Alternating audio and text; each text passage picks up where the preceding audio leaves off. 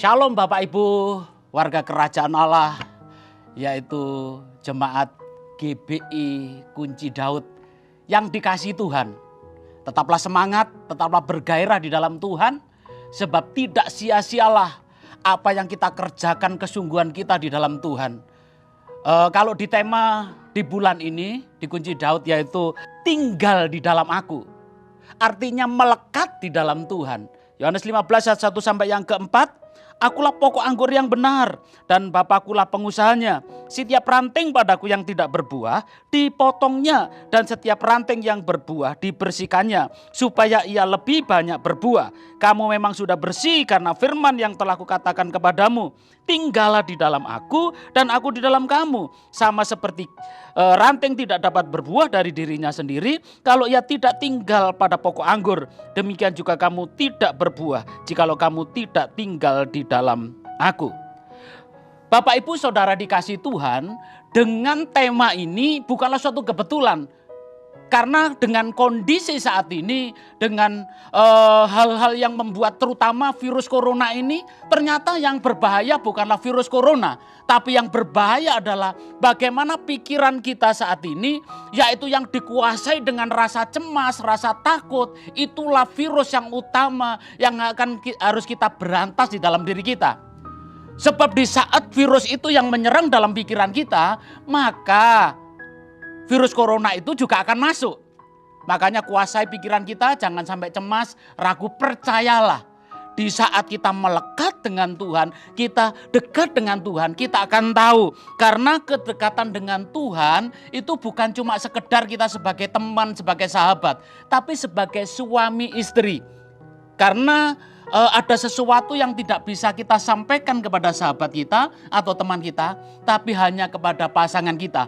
Begitulah kita dengan Tuhan. Di saat kita dekat, kita akan menyampaikan segala sesuatu yang tidak mungkin kita sampaikan kepada yang lain. Bahkan kita akan mendengar sesuatu yang sekecil apapun dari Tuhan. Bahkan pribadi Tuhan kita akan tahu. Di saat kita dekat ini hasilnya yaitu yang jelas keserupaan dengan Tuhan. Yaitu arti keserupaan itu adalah pola pikir kita. Pribadi kita akan menyerupai Tuhan. Satu hal pikiran Tuhan di saat dia keliling ke sana kemari Tuhan Yesus dalam menyampaikan kebenaran firman Tuhan, maka dia tidak terpengaruh dengan keadaan yang ada. Dia tetap fokus kepada suatu keselamatan. Untuk itu Bapak Ibu Saudara dikasihi Tuhan, mari kita fokus seperti tadi Bapak Gembala menyampaikan, yaitu keselamatan itu yang utama dan itu yang harus kita pegang. Bahwa Tuhan yang memberikan keselamatan bagi kita. Artinya Tuhan memberikan perlindungan bagi kita. Untuk itu mari kita dekat, bangun hubungan yang kuat dengan Tuhan. Supaya kita mengerti bahwa pribadi Allah itu adalah pribadi yang menyertai, yang menyelamatkan, yang melindungi. Jangan takut dengan virus corona, sebab Tuhan yang melindungi.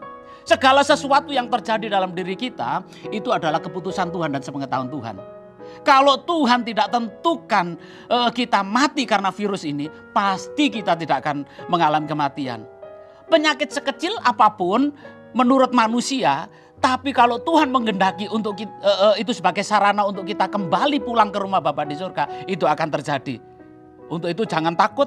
Mungkin ini menjadi suatu momok yang menakutkan, bahwa di dalam diri kita saat ini dengan virus corona yang gencar, wah ini sudah menyebar, apalagi mungkin saat ini kita dengar di info kita yang di Kota Malang bahwa Kota Malang atau Malang Raya ini adalah zona merah. Jangan takut, Tuhan bisa merubah warna merah menjadi warna yang hijau, yaitu warna kehidupan. Yang pertama yang harus kita tanamkan di dalam diri kita di saat kita melekat dengan Tuhan, yaitu seperti di dalam Yohanes 15 ayat 1, akulah pokok anggur yang benar dan Bapakkulah pengusahanya.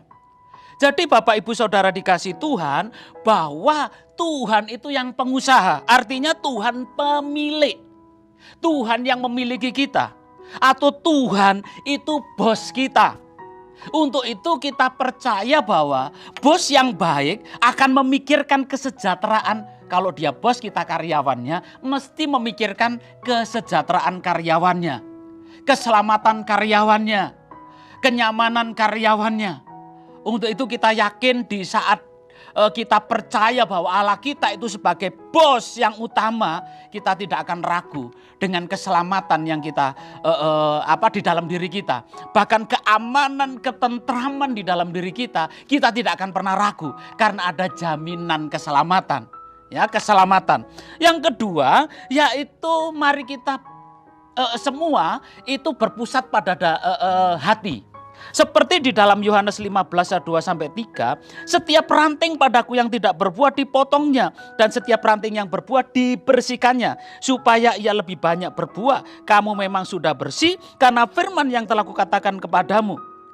Di saat kita terima Yesus, maka kehidupan kita itu dibenarkan. Artinya bersih. Tapi bersih ini bukan dalam arti kita bersih cukup. Ada hal-hal yang harus kita kerjakan.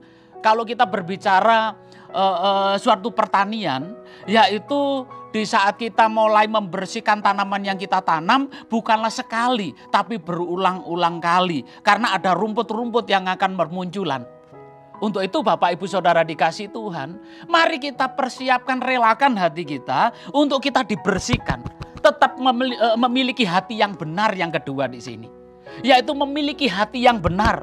Karena dengan hati yang benar ini, maka ini akan membawa sikap kita di dalam tindakan, di dalam pola pikir akan benar.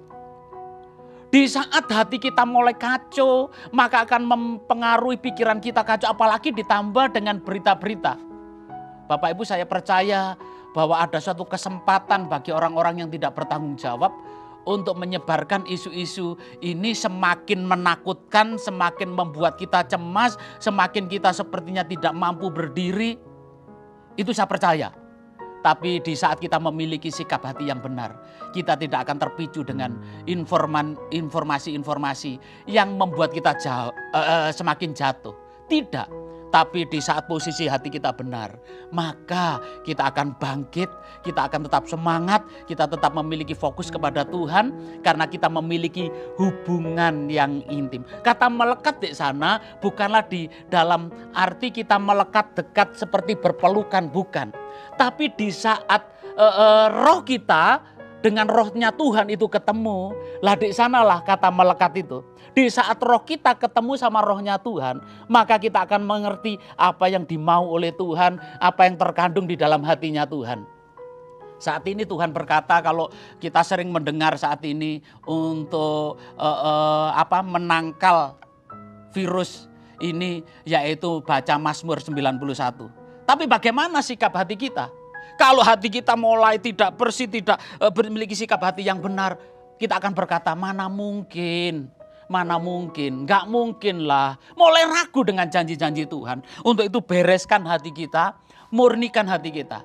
Ini terus berlanjut, sebab gini, kenapa kadang-kadang kita melihat ada orang, wow ini pertobatannya sungguh luar biasa, pelayan sungguh luar biasa. Tiba-tiba jatuh terpuruk sekali. Kenapa? Karena hatinya belum dibenarkan benar-benar. Dan itu proses terus menerus. Makanya miliki sikap hati yang benar yang terus dibersihkan di sana. Karena ada termasuk buah pun tidak semua buah itu dibiarkan. Pernah saya pelayanan di Seririt, saya ikut salah satu jemaat yang memiliki kebun anggur. Ternyata ada buah-buah anggur yang harus dipotong di buah. Buahnya itu dipotong dibuang. Supaya apa? Di saat buah itu kalau tidak dipotong akan mempengaruhi buah-buah yang lain. Dan buah itu tidak bisa besar, buah itu ya nggak menarik. Makanya ada buah yang perlu dipotong. Jadi buah-buah yang tidak menguntungkan di dalam diri kita itu harus dipotong. Kalau di dalam Galatia di sana yang buah yang tidak yang mempengaruhi pertumbuhan secara maksimal yaitu buah daging kita, yaitu perbuatan daging kita terus dibersihkan. Dan ini selama kita hidup ini proses untuk pembersihan supaya sikap hati kita terus bersih. Makanya di situ dikatakan memang kamu sudah bersih, tapi kita terus masuk di dalam pembersihan setiap saat. Yang terutama sikap, tindakan, dan tingkah laku kita itu yang disebut karakter itu akan dipengaruhi dengan posisi hati. Makanya kita harus merelakan hati kita untuk terus dididik Tuhan, diarahkan Tuhan, untuk semakin percaya dengan Tuhan. Seperti Wahyu 3 ayat 19, barang siapa ku kasih, ia ku tegur dan ku hajar. Sebab itu relakanlah hatimu dan bertobatlah. Relakan, memberikan hati untuk terus dibersihkan oleh Tuhan. Sehingga kita akan melihat bahwa karya Tuhan yang sungguh luar biasa. Dunia boleh cemas, boleh takut, tapi kita semua jemaat kunci Daud yang dikasihi Tuhan, engkau bangkit, engkau kuat, sebab Tuhan yang menyertaimu, Tuhan yang melindungimu. Bahkan tidak ada sakit, penyakit, malapetaka yang akan menguasai di dalam dirimu. Untuk tetap semangat, dimanapun Bapak Ibu berada saat ini, kondisi apapun, tinggal dimanapun, tetaplah semangat, percaya bahwa Tuhan sungguh luar biasa. Perbarui hati, jangan cemas, jangan takut. Yang berikutnya yaitu yang ketiga, Yohanes 15 ayat 4, tinggallah di dalam aku dan aku di dalam kamu. Sama seperti ranting tidak dapat berbuah dari dirinya sendiri kalau ia tidak tinggal pada pokok anggur. Demikian juga kamu tidak berbuah jikalau kamu tidak tinggal di dalam aku. Artinya adalah Tuhan itu penguasa tunggal, maka kita harus memprioritaskan Tuhan. Tuhan kita itu lebih hebat daripada sakit penyakit.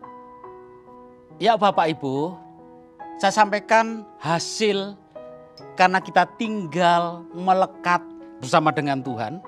Yaitu Yohanes 15 ayat kelima, akulah pokok anggur dan kamulah ranting-rantingnya.